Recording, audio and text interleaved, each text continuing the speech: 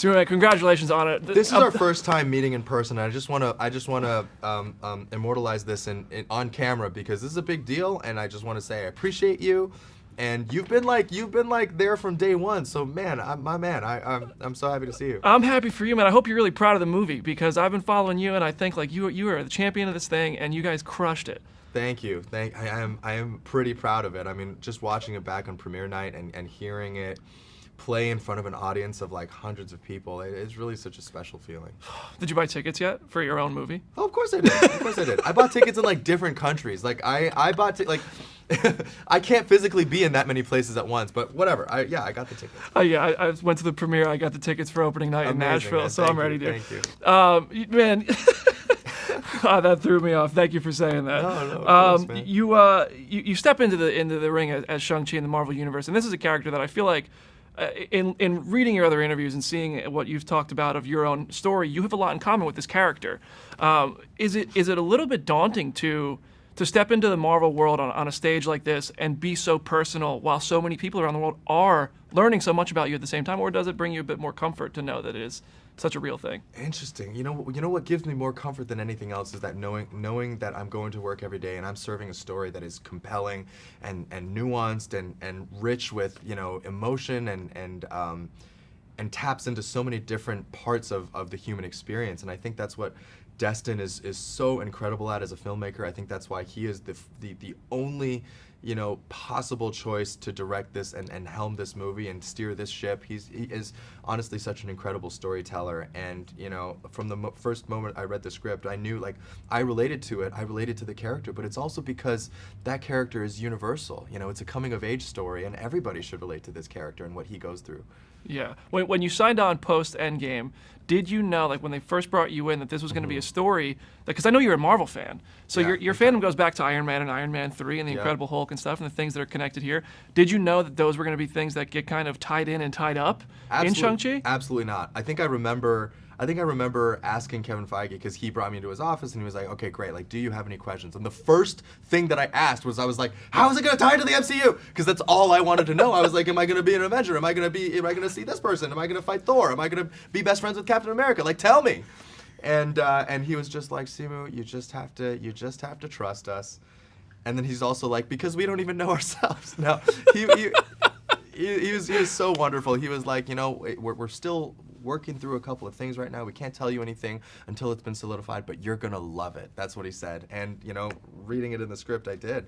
Made good on that promise. He definitely did. Kevin always does. In Kevin we trust, always. Any Avengers you want to team up with going forward? Well, there's this wonderful comic run where Shang-Chi teams up with Spider-Man and teaches him, martial arts and kung fu and develops a style around him, and it's this really cool run. I think it's pretty cool. I just think it'd be really incredible to work with, first of all, with an actor like Tom, who's so incredibly talented in his own right, and also I just want that for the culture, Yeah.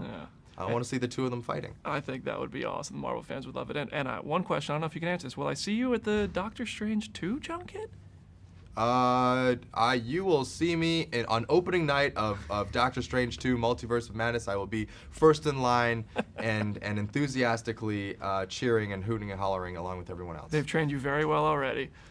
My pleasure. I'm a master of many martial arts, sir. Thank you, sir. My pleasure to talk to you. Awkwafina, how you doing? Welcome to the Marvel Universe. Thank you. Yeah, it feels good to be here. It was so exciting to see you on the big screen at the premiere. I loved the movie. And I would love to hear, when you join the Marvel Universe and you're playing a character who is not pulled from Marvel Comics, you're unique to the MCU in live action, does that give you an added bit of a sense of freedom, or does it come with an added pressure to really deliver something different?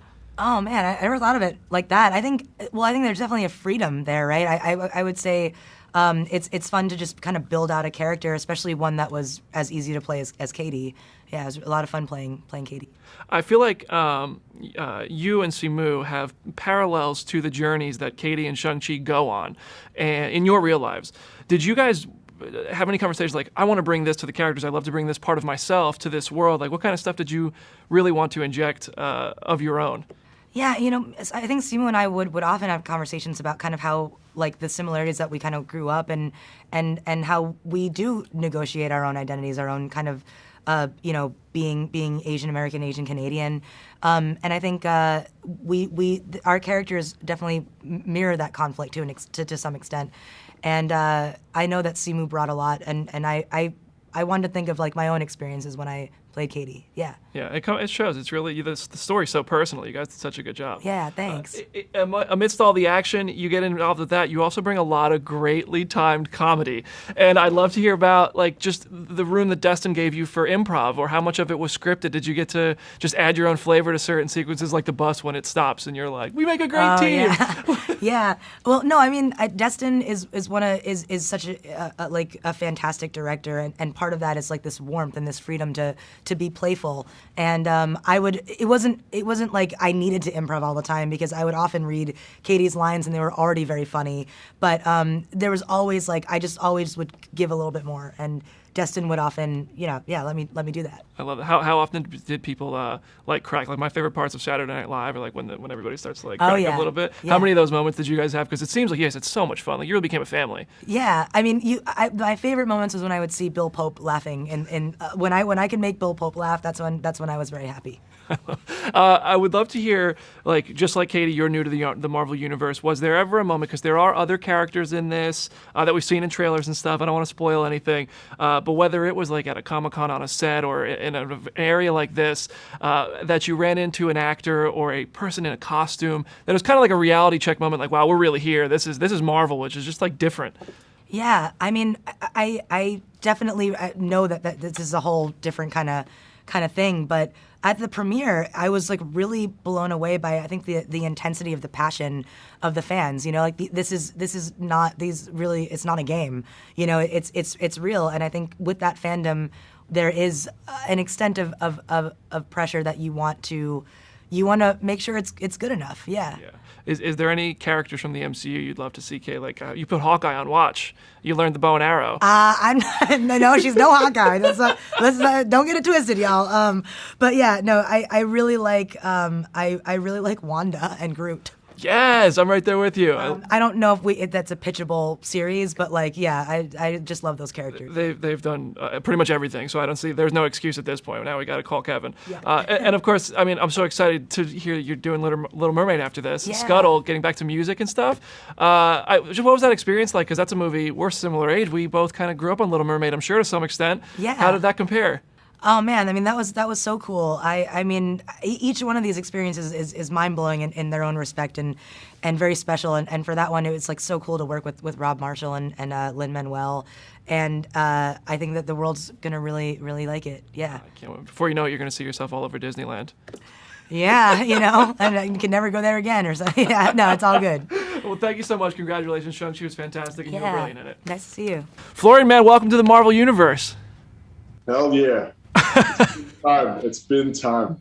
Man, we are happy to have you. Shang-Chi, the movie is awesome. You're fantastic as Razor Fist. I want to go back in time a bit to when you first joined, because you worked with Michael B. Jordan, who's a Marvel vet, on Creed 2. Did you get any pointers from Michael about how to go about a big Marvel film? Well, obviously, we talked about it. He congratulated me once. He knew. I think he first knew from Destin. They also have a good relationship since they did Just Mercy. And then I think he knew even before me that I got the role. So he congratulated me. But he never gives me instructions on how to do things. He always tells me the same: be you, and then it will all work out. And that's what I did. I love it. So when you get cast in a Marvel film, how different is the casting process compared to other films? And do they just instantly swear you to secrecy? Does like a dark messenger just show up and be like, don't you tell anybody? Yeah, it's basically like that. I feel like the process itself is not too different to other movies. I mean, you audition, you do scenes, you send them over, you send the self-tapes over. And then the tough part starts because you have to wait and you don't know if anything happens. Obviously, I knew that it was for a Marvel movie. And since I'm a big fan of the MCU and, I'm a real comic nerd myself, I put one and one together and I knew, okay, this has to be Shang-Chi. Once I was, reading through the scenes, I knew. I just didn't know what character it was for, what exact character. That's funny. And then go ahead. Oh, I was saying that's funny how they keep that from you. Yeah, for sure. True. But then, I feel like 3 or 4 weeks later, I got a call from my agency, and they told me, "Hey, Marvel wants to talk to you." And I was like, "Oh yeah." Hell yeah. Well, congrats, dude. You earned it, dude. Razor Fist was kicking ass. I actually want to talk about that. The bus scene was like, that's when the movie sets the tone of what we're doing in the real time, in the real world for the MCU. How many days did that take for you and Simu Liu, for Razor Fist and Shang-Chi to throw down on the bus? 4 days. 4 weeks. 4 weeks! Oh my God!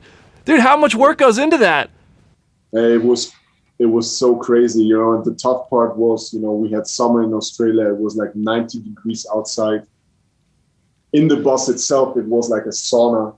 So many people inside the bus. And you know yourself, when you're in the bus, there's not a lot of space. It's a super small and tight space.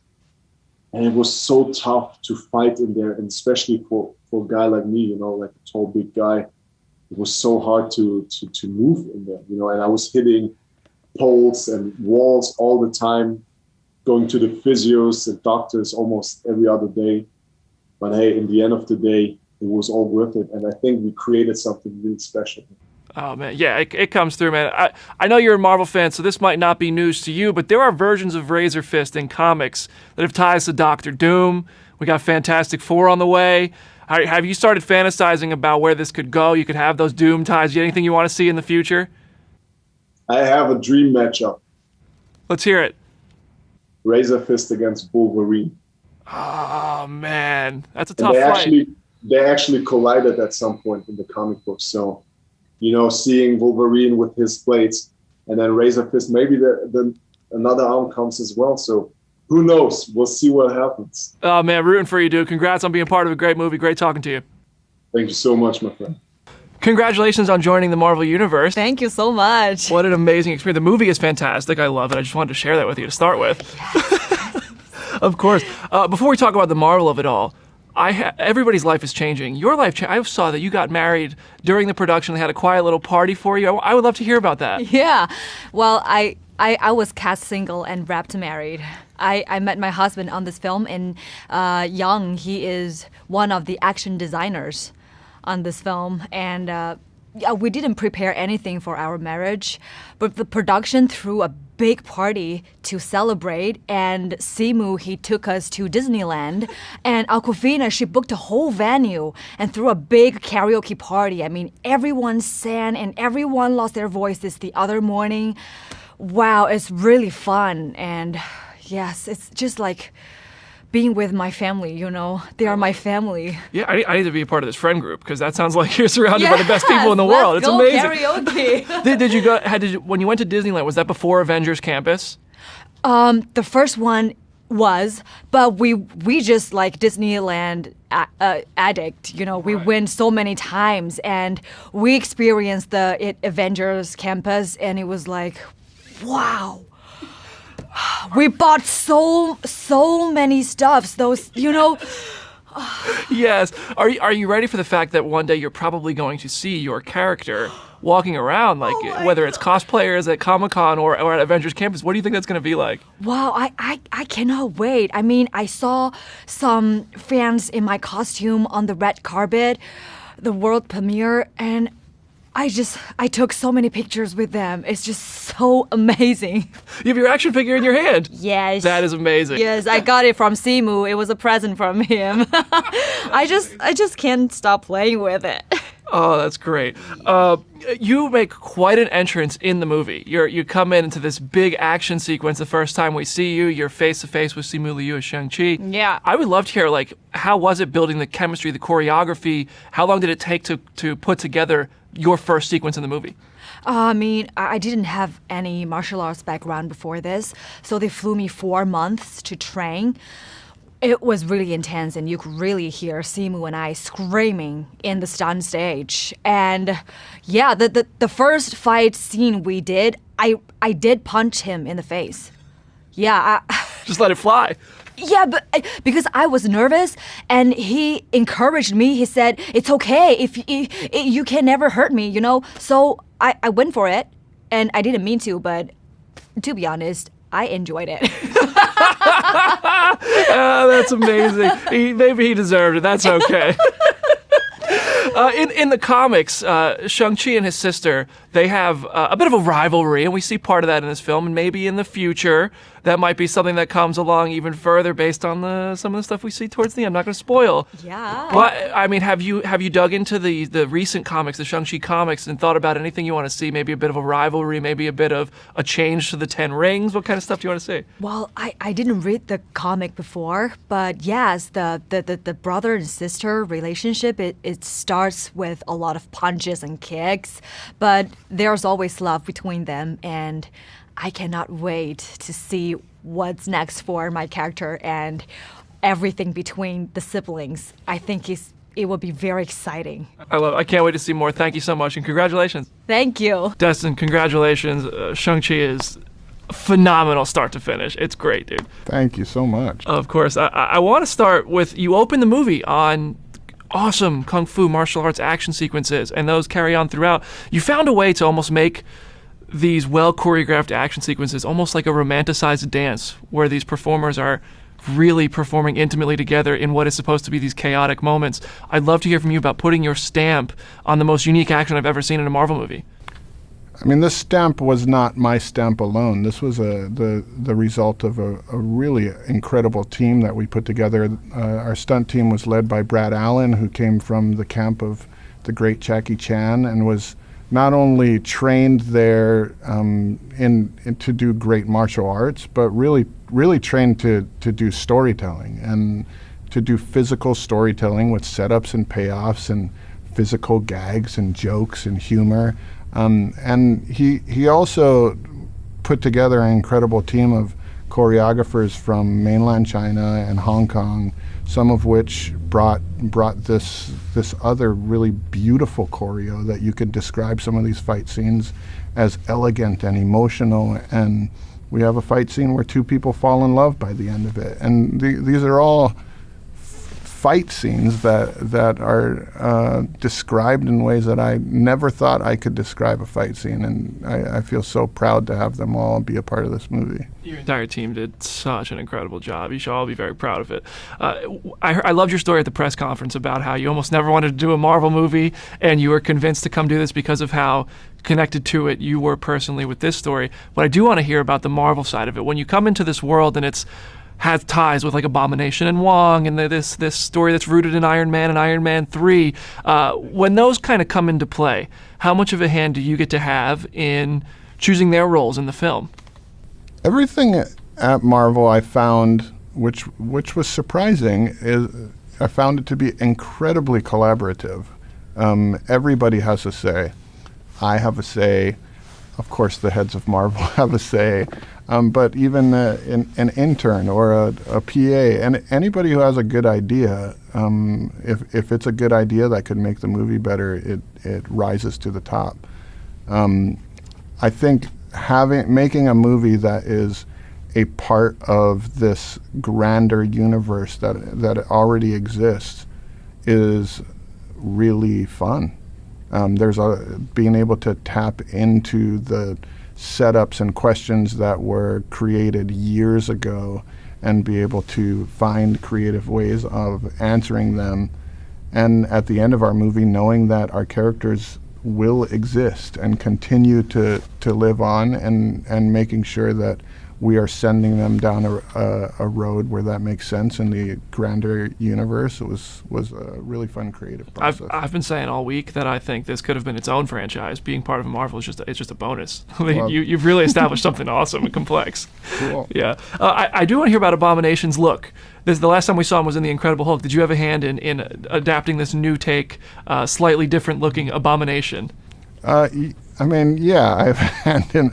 We all have a hand in everything. But Abomination, a lot of those characters who are just popping into our movie for a little bit have are there for a reason, and are there for reasons that are yet to be discovered, either through our movie or other movies that are coming out. Were there any characters or scenes that you wanted to have in or you shot with that didn't make the cut, or you had it in the early stages that just didn't make it into the film? Yeah, there's one fight scene. All of our action sequences, I think, what I love about them is they each take place in very unique environments, and the setting is as much a character to the fight sequences as the opponents who are fighting in them. And there was one setting that we were not able to do in this movie, but I won't say what it is because I really hope that we get to do it again in another film. Okay, I'm intrigued. You got me. I'm intrigued. The story, in a lot of ways, mirrors some of the more recent Shang-Chi comics, especially with the sibling rivalry aspect and the organization that a family is kind of the heirs to, whether they like it or not. Did you look at any of the comics specifically, and how did you combine those, if you did, with the personal journey that you've been on yourself and witnessed so many people go through? When we definitely pulled directly the thematic from the comics of a very complicated relationship between a father and a son, and we wanted to inject that with our own experience growing up as an Asian American in Hawaii, and Dave Callahan growing up as a Chinese American in the Bay Area. We just wanted to make sure that Shang-Chi felt like our friends, that felt like that he was surrounded by characters who felt like our family, and watch him go on a journey that we can fully relate to. So that was the core of our creative hope for this movie.